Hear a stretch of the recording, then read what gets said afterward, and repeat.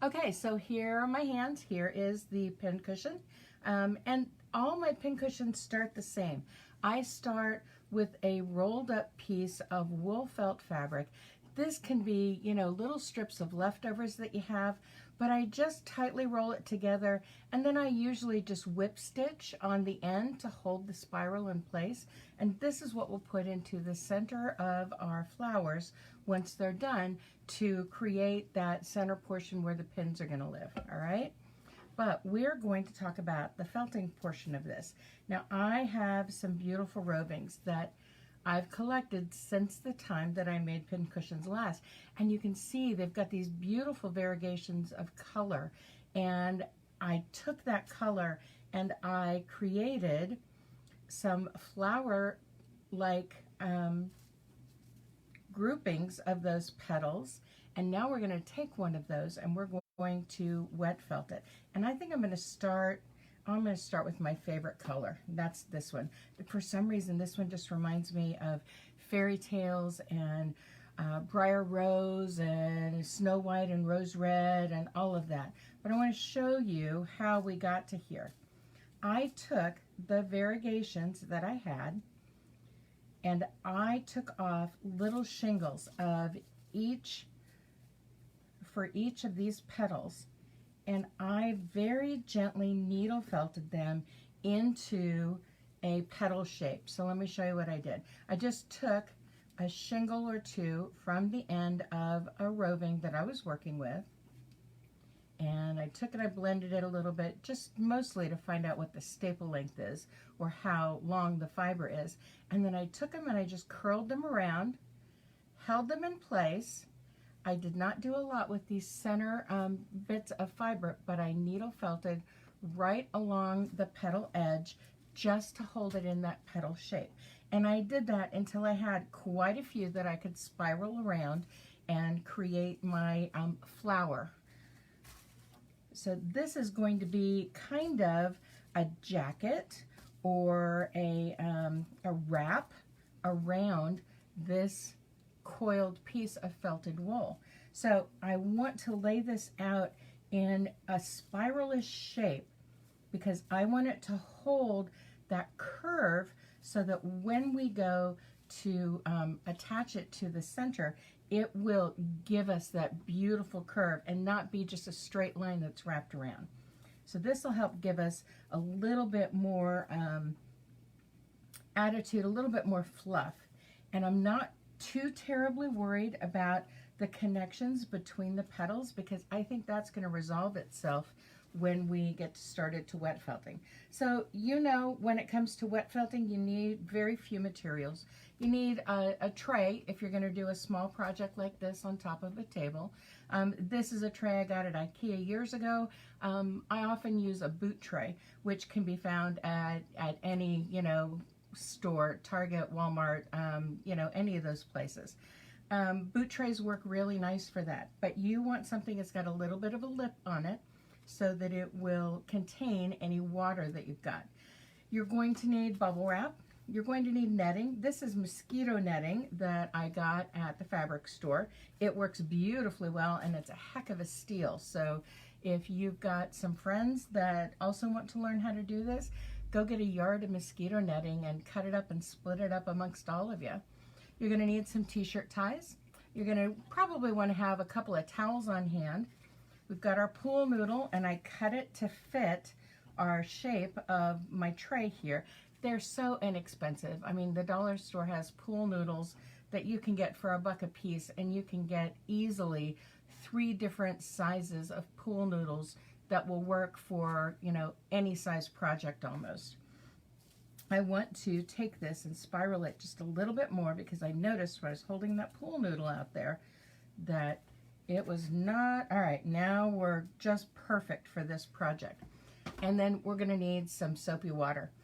I use dish soap a lot of the time because it's easy to grab hold of, it's inexpensive, it is something that I've always got on hand, and it works really well. I also like using handmade soap, and I will take that handmade soap and I will either grate it into a jug and water it down, or I'll simply have the water there and then I will take the soap and press it down with my hands.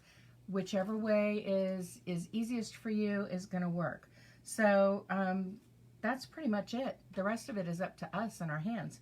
So I've got the layout already done, and I'm just going to wet this down. And I'm going, oh, I want to put the netting on first. The netting is so that our project doesn't move around. We don't have to worry about that as much with this project because I just lightly needle felted each of these petals.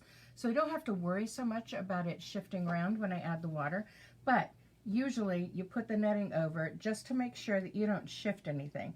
And I am being very deliberate about watering just the petals here. And I'm just letting gravity let the water come out. I'm not pushing the water out, just giving it a little shake. And I just want to fully wet everything down, and we'll see what our hydration level is. Now the reason that we use soapy water is because wool has a scale to it, and we need to change the pH of the wool just ever so slightly in order to make those scales pop open so that as we're rolling, as we're rubbing, those scales interconnect with one another to form the felt that we're looking for. So I'm going to see how we're doing here, and to make sure that I've got that water all the way through the fiber, and I just press it down. And I think we might need just a little bit more, but you just press it down to make sure that you've got all of your wool nicely wetted out. I'm going to add just a touch more. This is almost perfectly wet down. And I'm going to add it along the thicker edges because that's where I need the water. That's where I need the soapy water the most. And you'll find that as you're working your project, you can press that water into an area that you need it, but sometimes you just need to give it that extra little bit, and this extra little bit was just perfect. So the first part of this is just pressing it down. You can see I'm already generating bubbles.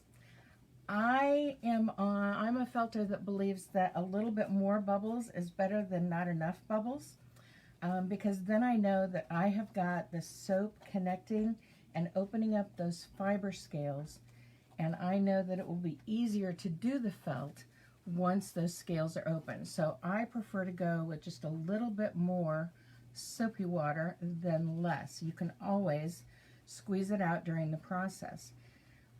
Right now, this first part of the felting is just about me rubbing gently, just massaging the wool very, very gently to try and form a skin on this edging so that we don't have to worry about those fibers breaking free from the felt that we're trying to create.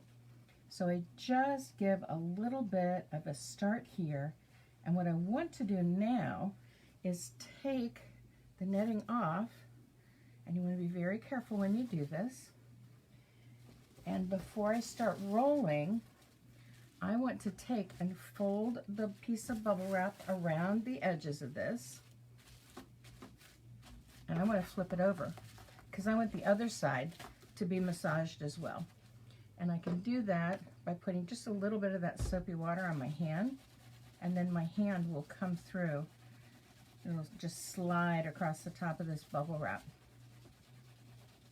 And by doing this, I put a skin on both sides of the project so that the fibers will naturally, it's going to be like a boundary on either side of the project so that they will naturally come together as I'm rolling, because they know that's the direction I want to go. Not to mention that I've got bubble wrap on both sides, so it's not going to felt through the plastic.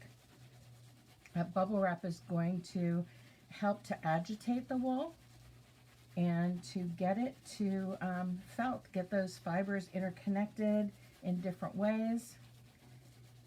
And all right, I'm going to leave it on this side for our first set of rolls. Now, this is an area.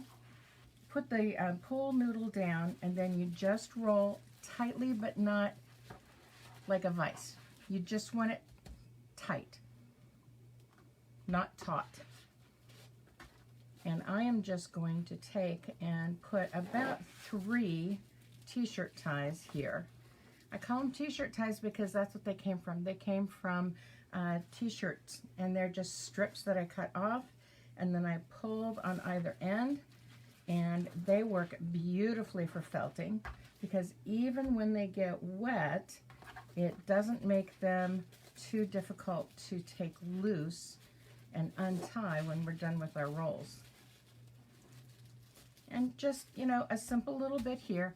I'm going to take one of the towels that I have here, and I'm going to set it down inside the tray.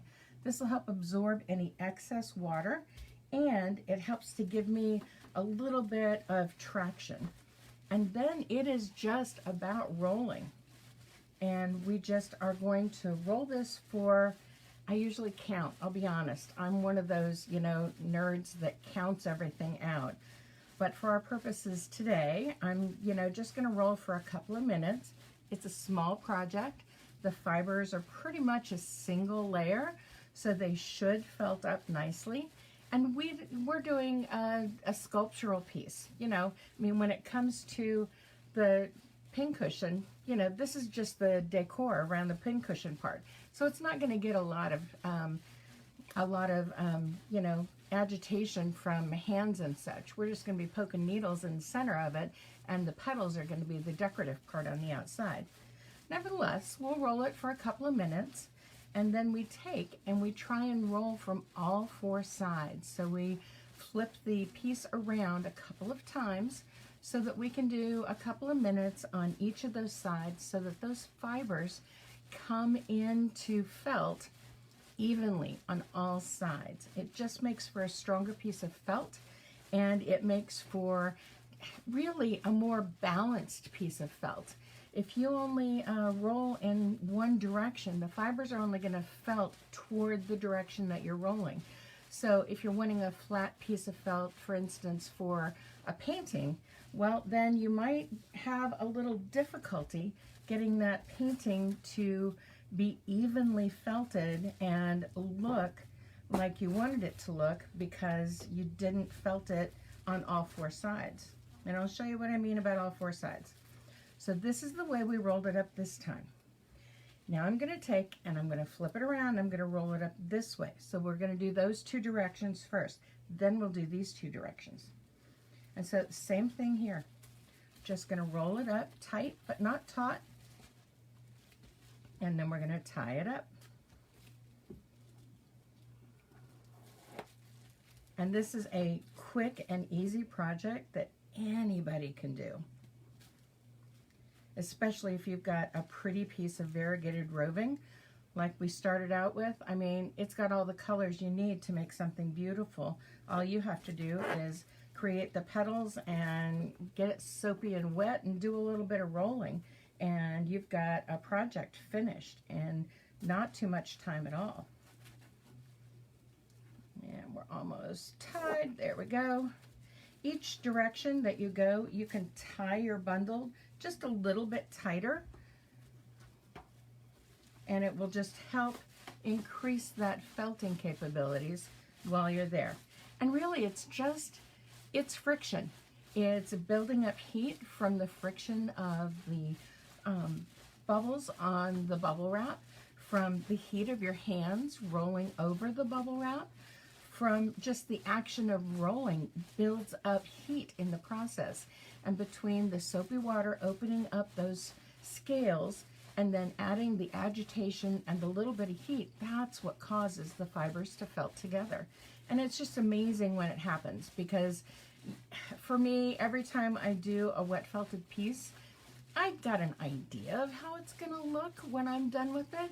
But oh my gosh, it's like opening a Christmas present every single time, because you never know exactly how those fibers are going to felt together. The fibers do have a mind of their own, and they will do some strange and unexpected things, but they've never done anything so unexpected that I haven't really enjoyed what the finished product was.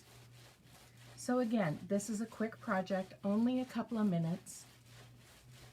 And then we'll move on to the next side, and then we'll do the next side, and then we'll be ready to rinse and let it dry. And once it's dry, we'll put it together. So tomorrow, I will show you the putting together of our project.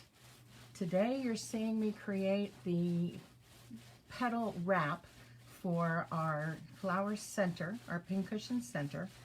And tomorrow, we'll put it all together. Now, because I'm not counting and I'm talking instead, I might not be exactly the same on the timing that I'm rolling, but I'm not going to let my analytical brain get caught up in that. Okay, so now we're going to go this way. And again, we are wrapping up tight but not taut. Stretch out the bubble wrap if you need to, if it's getting a little wrinkly. Oops, that's that long one. There we go.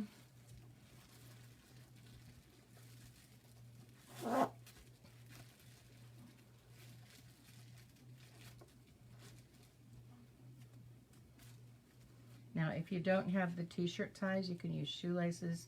You can use a heavy-duty yarn, although if you use yarn, you want to make sure that it is not one that is going to felt. Otherwise, you could have a package that you have to cut open.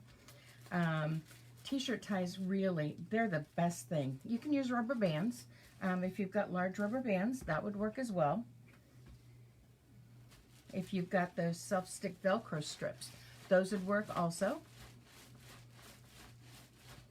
I have some Velcro strips that came with my gentle roller machine that are just the Velcro pieces on one end. The hook tape is only on one end, and the loop tape portion of it is elasticized. So I can make that bundle as tight or as loose as I need it. Those work really, really well, but I can never find them when I need them. The perfect tools and the best tools are only helpful if you stay organized, and organization is not one of my strong suits. If you come into my studio, you'll know that. But I can usually tell you exactly where everything is. Just keeping it real. So we're 3/4 of the way through the rolling. We've got one more side to roll up after this, and then I'll open up the package and I'll show you what we've got for a completed petal wrap for our flower pincushion. Just going to give it another few rolls.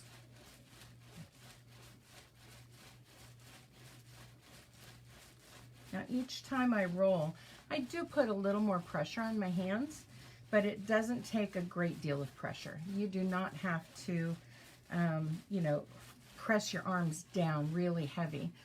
This is just more about using your arms to roll. If you've got a large project, I will oftentimes come all the way out and go up my forearm so that I can allow myself to stretch out my back a little bit, stretch out my shoulders a little bit. But for a small project like this, I can keep it just between the palm and fingertips of my hand. All right, one more set of rolls. Let's unwrap this and re-roll. And then let's see our Christmas present.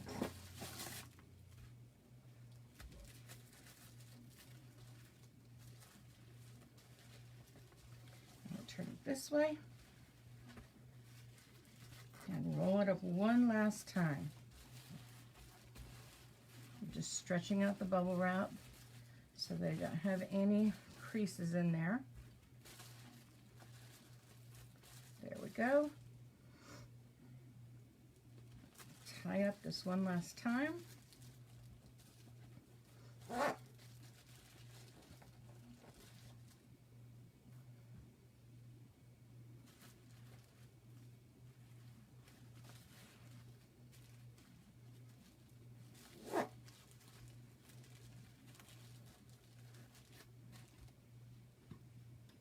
I hope you can see how easy this particular project is.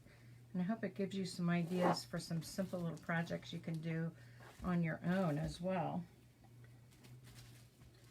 I love teaching people how to felt. It brings me great joy.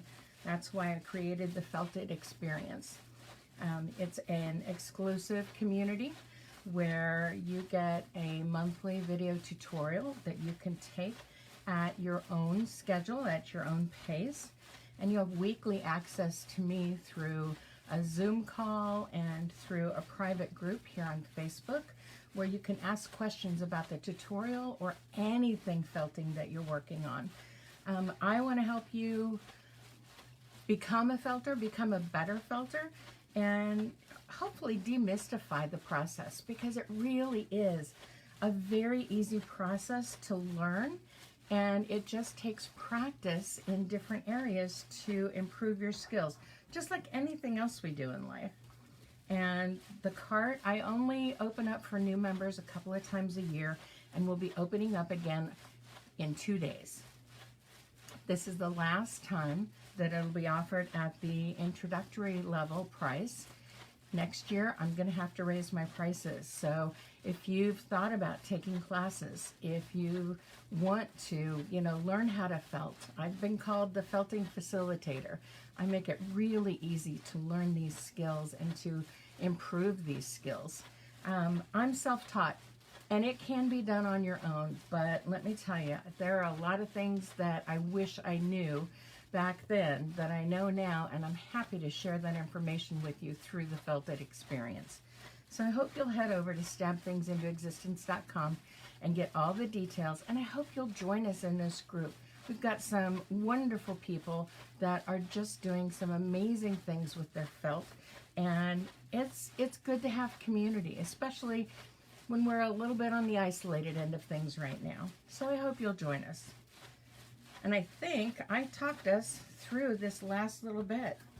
So let's move the towel off.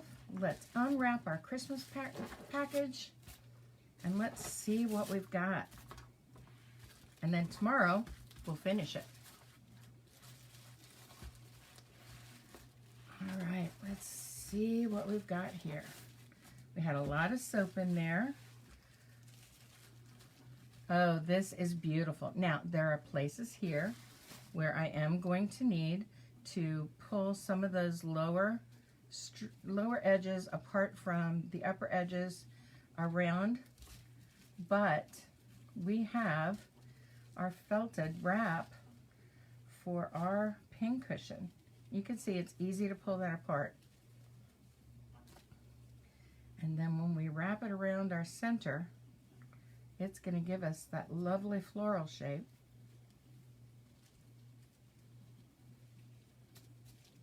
And tomorrow, we'll turn this lovely floral shape into a pincushion. So, tomorrow, I'll bring you the rest of it, but here we go for today. We got a good start. I'll see you tomorrow, and we'll finish this project up. Have a great day, everyone.